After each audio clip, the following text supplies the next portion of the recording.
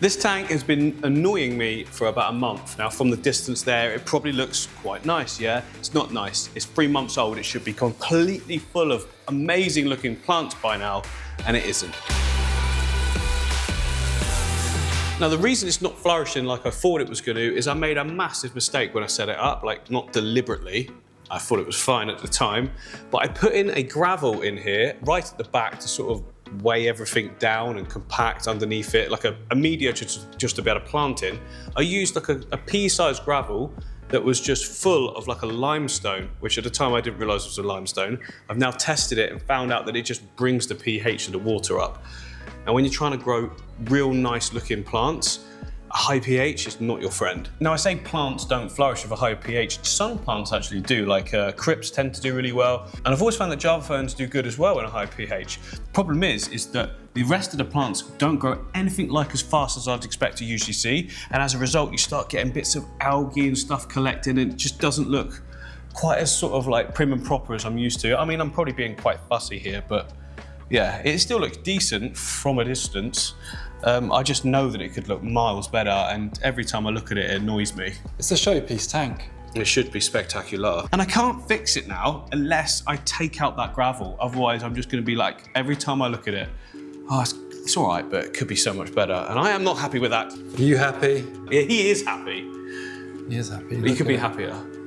Colours look great on him.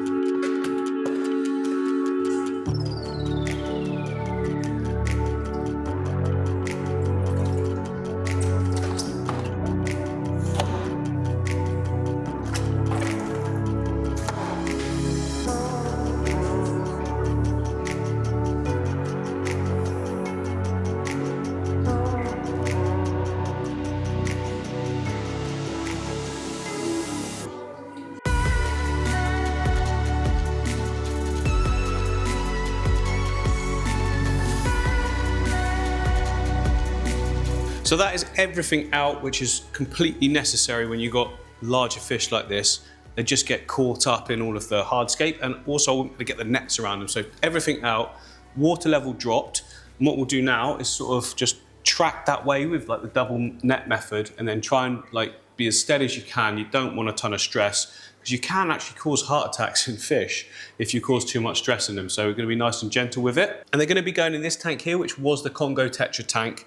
They're out at the moment. I actually reduced them in numbers massively because I wanted to do something that had a bit more other African sort of fish in there as well, tetras and different things. But yeah, for now, they are over in another tank, because then it frees up this tank to be able to put all those fish in, because you need a decent size.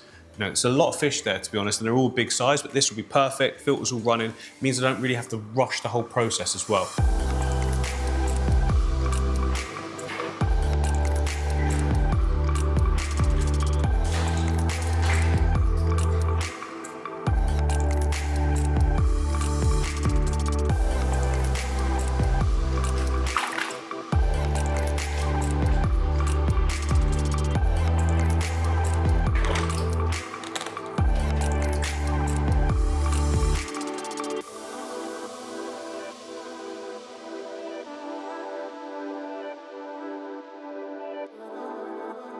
So that's all the big fish out now. I've just deliberately left chunks till last, because he can be very, very flappy. He lets me catch him really easy. I could probably stroke him. I'm not gonna, but yeah, I'm gonna move him across now.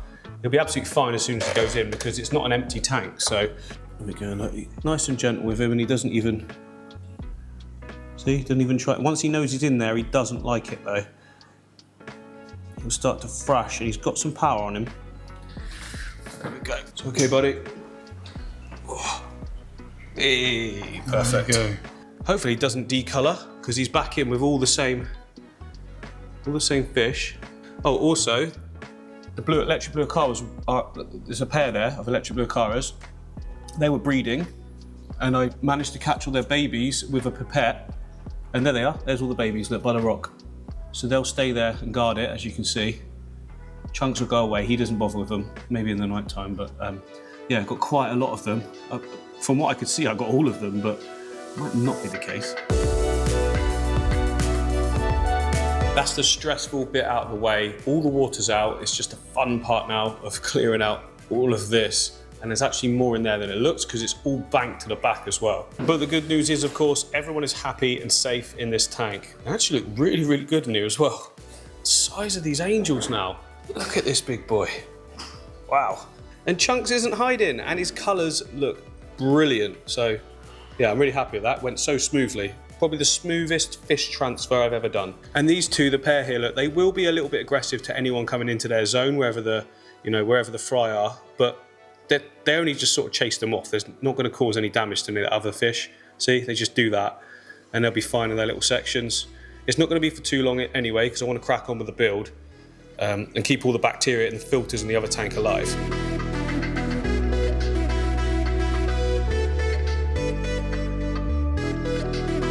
So that is all of the substrate taken out. As you can see, it's incredibly messy. Got to clean it all up. Why not? You know, fresh setup, get everything just like it's new again, or close to.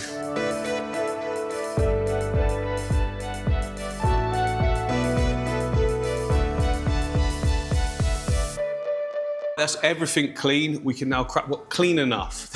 There's some grimy bits in that on the glass, but as we put stuff in here, it's going to splash in that anyway, so it will need a second cleaning. But we've got everything around me here, I'm tripping over it, that we need for the build. So in this bucket here, we've got really nutrient dense gravels and sands and things. Nutrient dense because it's already had some of the aquatic soil, like aquatic compost equivalent, added to it, and I didn't want to throw it out previously, so it's just surplus, but it's perfect for what we need now. This will go right at the base layer, and then we'll be adding it on top of it. More of some recycled sand and gravels that I've got here that are pretty clean. Some of them have got some soil in, some aqua soil, just a mixture of everything. So it's not decorative, but it's used as a cap for that really, dense nutrient stuff. Then we've got all our brand new clean stuff, for going and seeing on the surface. And then we've got a load of rocks here. Most of them are from like builders merchants and things, and all different. Everyone knows how much I love my rounded pebbles and things, and I suppose it's going to make this tank be more like MD style, if you like. So yeah, it's just my favourite thing to use is these rounded rocks, because you can bury them halfway in the sand as well, and it just gives a really cool look. Like water's just been passing over it for like years and years, so that's why it's one of my favourites.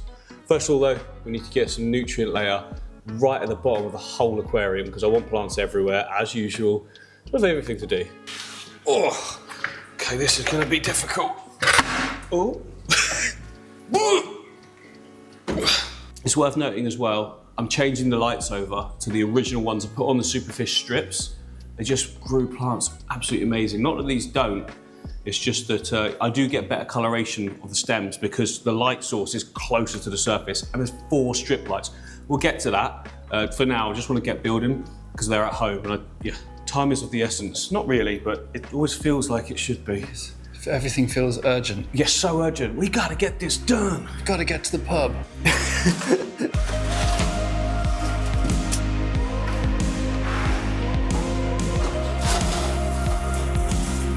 Quite a bit of sand in that one, actually. I thought there was more, but we're going to bump it up with some more of the aquatic soil anyway. There we go. Brown gold.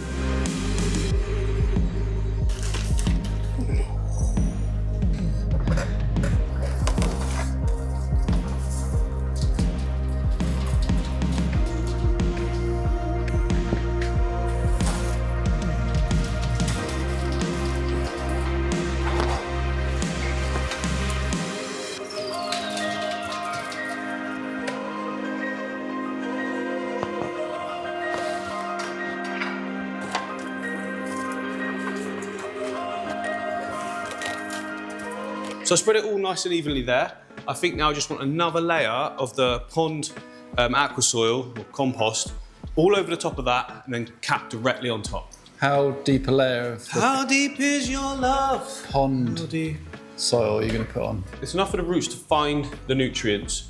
If it's like real thick with it, it's going to go weird. The water's going to go completely yellow. And I just feel like it's going to be breaking down so fast. There'll be so much gas and everything like that, which the soil does break down, underneath the substrate, and it does produce CO2 to a degree as well, which is really good. So I think it's one of the reasons why you get great success with it, is because the actual organics in there are breaking down, they're creating CO2. We don't want too much of that, obviously, or we'd have a problem, I would imagine. I've never gone crazy with it, but I tend to just do a sprinkle, a layer, and then another sprinkle, sort of, yeah, less than an inch.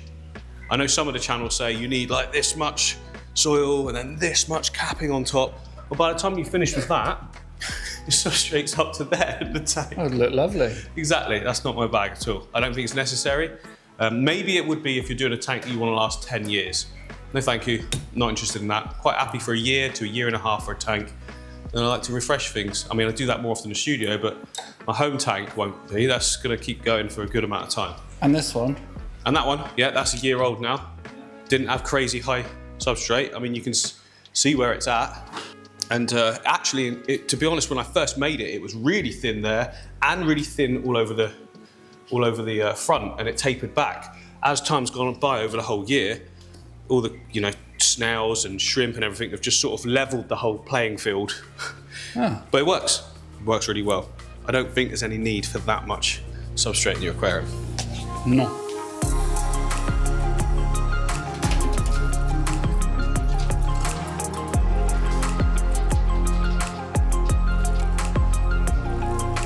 I've got a good feeling about this one. Yeah, me too. I've got a feeling this is going to keep the pH low, won't allow it to creep, because it has done on every tank I've ever used it in. I don't know why I've stopped using it recently. Just trying new methods, aren't you? I like to try different things and not stick with, because how do you know if another method isn't better without trying it, you know? But recently, a lot of you might have seen I've been set up an ultra budget aquarium, and this is the cheapest way of making a nutrient base, and that's doing amazing. Yeah, look at this. It's just sand, the compost that we've seen at the base layer mixed with some pea gravel, and root tabs. We'll get to the root tabs at a later date, don't need to do it right now, but look at that. It's completely clear. All the plants are growing brilliantly. There's zero filter in there, never has been. I've done a couple of water changes since I set it up, which was now getting on for 3 weeks to a month. It's just thriving. Fish are doing good, yeah. Absolutely loving it. I keep coming back to it, and it's slower progress for sure, but it's real quality progress. The stems and everything growing in look really, really nice. I don't know, there's something about doing it with no tech other than a light I find really rewarding. Way more rewarding than any type of aquarium I do. Like when I use CO2 in a tank and it takes off, I'm like, well, yeah, of course it did. But when you get it to take off and you're not using CO2, you're not using a filter, you've just got the ecology of the whole thing just right, it's the best thing. Yeah, I'm just pulling away some of the bigger bits away from the edge, because I want to do that thing with the sand coming up and looking like it's just, level with the top. Creates a really good illusion then when you can't see any of the substrate in the whole front panel. Next up, I've got the more sort of cleaner recycled stuff. It's got a little bit of aqua soil and things like that in, which is absolutely fine. Mostly sand, a little bit of gravel as well. If this comes through the decorative layer, it won't matter at all. It's still going to look authentic.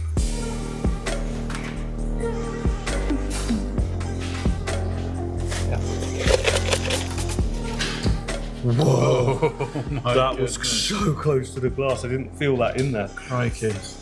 That could have been it.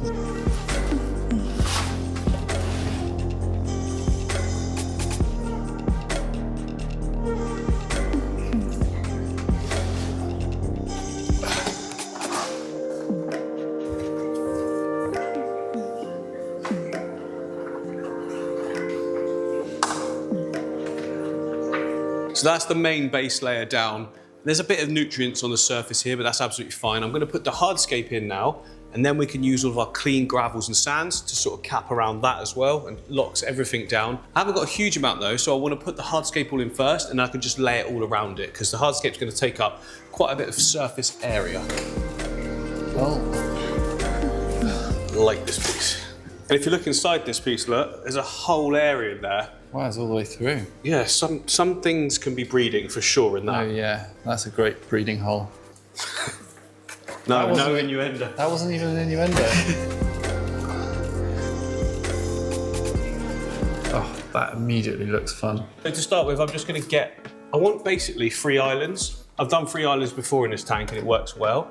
But the last time I did 3 islands, I had them quite sort of equally spaced. Whereas this time I want to have a big one, not big, but medium size here, one that goes across that way there, and then another one more And then another one next to it, but with gaps either side. So we've got like big areas for plants and stuff, and you know, not equally spaced. That's what I'm trying to say. You've got a lot of wood up there. It's quite spindly. Well, they are those big bits on the floor that we used last time. Yeah, we haven't cleaned them off though. That's the only thing. Oh, right. I mean, we could clean them off. Yeah, but I don't really want to use the same stuff we just put in. I fancy something different. This piece probably be quite good. Yeah, this piece will be quite good actually, because it's got length, it's got, you know, good prongs and things. But yeah, definitely going to use some of the stuff at the top. Some of these like real longer, pointy bits. Yeah, I could do it a little bit differently. Like usually I get the wood in place and then build up around it, but I could build up some like rocky structures and then have the wood sort of sit into it. A little bit different. We've got enough rocks, so yeah, I think I'm gonna do that. I'm gonna build the rock islands first. Right, back out. Yeah. Back out then. It's okay, sometimes you've gotta go backwards to go forwards. Or something. I think that is the saying. It is, isn't it? Yeah. Yeah. Got all the big rocks still. So all of these dark ones were in the setup already. So I'll start with those just to give us some sort of like islandy areas.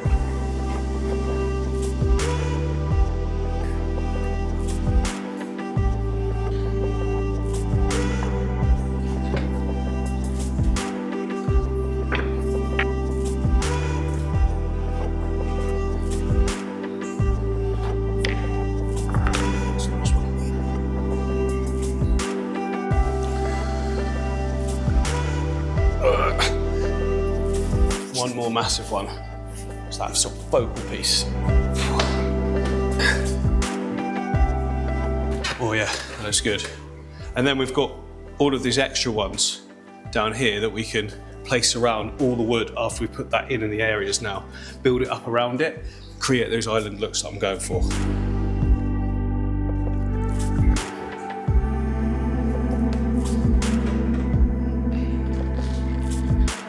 Yeah, that's looking cool, great start.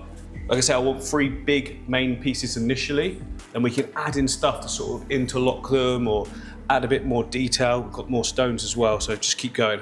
I mean, it's gotta be this piece. Just need to tidy it up a bit.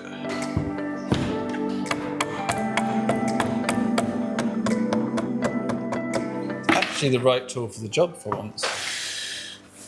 I mean, the right tool for the job is whatever's closest to hand. A wise man once said. Are you going to put your safety specs on? Oh, yeah. Well done. I've got the camera as my safety spec. That's true, you're like, ow! Yeah, so what I'm chiseling off here is just old glue points. There'll be a little bit of a mark left, but I can probably put some, you know, plants and stuff, stick them on the same areas if it looks too bad, but yeah, seems fine. This glossostigma carpet. We might steal some of that actually for the new tank. There's enough there, isn't there? Whoosh!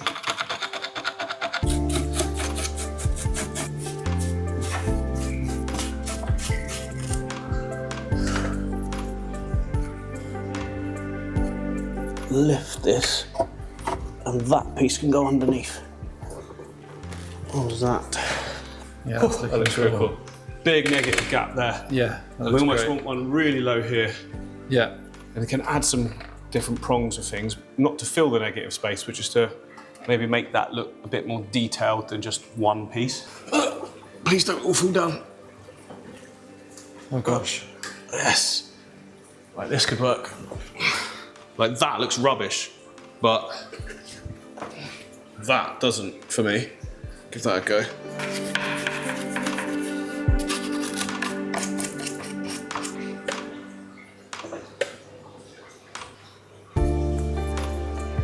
Yeah, that looks pretty cool. Where it flows, maybe a little bit upward there, a little bit more there. I think that would be ideal. Like, it's very simple, but I've deliberately left so much space around it all so we can put plants in. Plants maketh the tank. Maketh the tank. Maketh. Maketh. Maketh, yeah.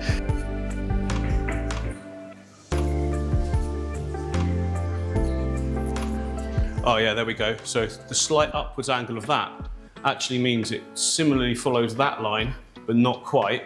I actually don't need to touch that at all. It flows really nicely. I can even use some other smaller pieces now to sort of interlink everything, almost like it's one giant piece.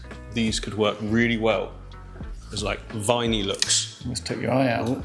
Not vines, rooty looks that come across from the bottom. That's quite big, maybe not that one, but we've got some other pieces here. Might be able to get to work. Even better. Pieces like these sort of matches the colour of the wood as well. Not that that matters too much because everything eventually looks the same colour underwater anyway.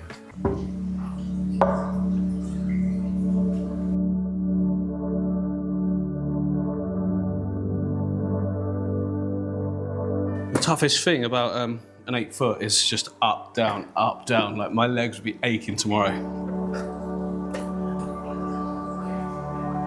I'm just moving this back a bit because the front of it was too close to the glass and I wouldn't be able to get the magnet cleaner in there. So that should be okay now.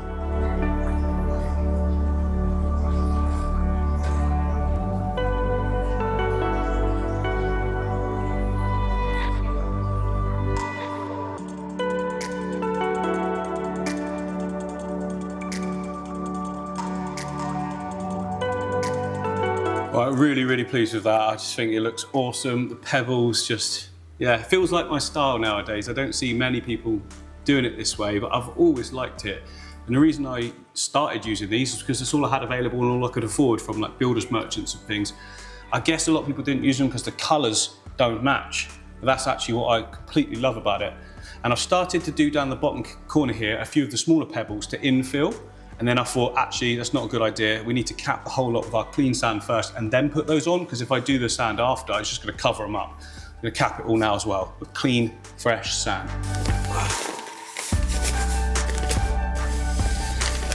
Oh. Cool, look at that color. It's my favorite, absolute favorite sand to use.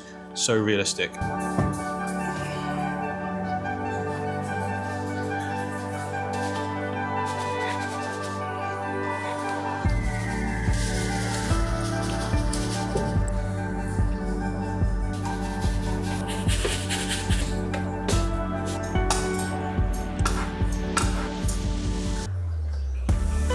So that is the top decorative sand layer on, and inevitably it's going to get moved around a little bit. Cories are going back in the tank, so some of that under stuff, like there's little bits of aquasoil and bits poking through, I don't mind that at all. I don't actually want a perfectly clean look. It can look a little bit synthetic to me. So I'm actually going to add other pieces of gravel or coarse sand, I guess, on the top of that now, just to make it, you know, look not so much like a tropical beach, because it's not the look I want. Like some people will want that, and that's fine. ADA do a lot of that, where super clean sand foreground, like halfway back in the tank and everything, so it's like completely open, but it's not really my vibe. The other thing is, anytime that there's any waste or anything on it, you can just always see it. Whereas if you put a bit of decorative gravel or a bit of detail stones all around it, it kind of hides all of that, and it just eventually seeps into the substrate and the plants use it as food, like extra plant food. So for the decorative sand or gravel, we've got two options here. I just got both because if I don't use it now, I'll use it in the future for sure. We've got this more coarser sort of gravel here it's got more flecks of darkening, which might complement some of the gravel and pebbles that are in there already. We've got one that's a lot more sort of browny tones. It's not quite as large. I think if I start with the finer one, I can always add some of the more coarse stuff as well.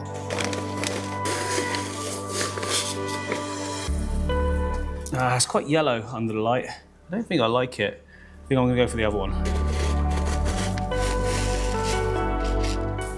Much better. Yeah. And then all the other rounder pebbles all on the top of it as well.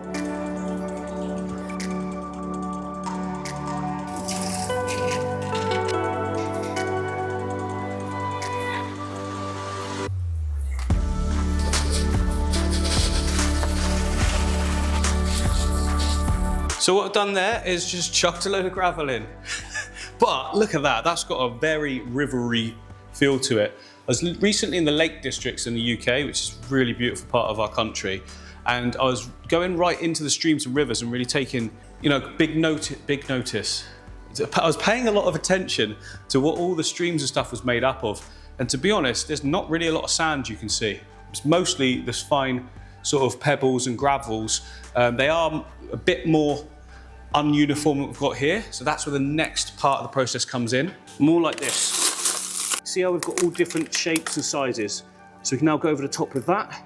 We should have something that looks really authentic.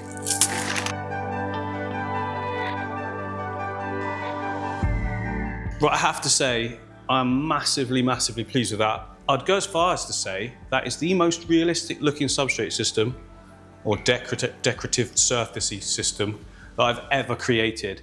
And it just goes to show sometimes like you just got to get out in nature, because that's literally what inspired me to do it like this. I've never done it this rough before, but nature's pretty rough, you know? Obviously depending where you go, but this is literally like how I saw it. Maybe a little bit less of the sand, you know, maybe I do add some more gravels. What do you think, Steph? Is it too blinding? No. No? Is that good with a bit of the sand? Yeah. Yeah, let me step back. Oh, it looks so good. Really pleased with that. So you can see here how the halfway up the cobble is where it all stops, like it's been sat there for ages with water rushing over it. Same again over here, look at that big cobbly bit there. I just love the way it's just peeking out nice and flat. Looks so good. Right, that's been an incredibly successful day, I'd say. Done a lot of work today. And the next episode, I've got all my plants coming. We need to glue all this down. We can fill it up, get the whole system running, get it clear, because it will inevitably, you know, murk up a little bit. But yeah, tune in next time. Make sure you're subbed with notifications and stuff. And yeah, see you then, hopefully soon. Yeah, I'm gonna crack on.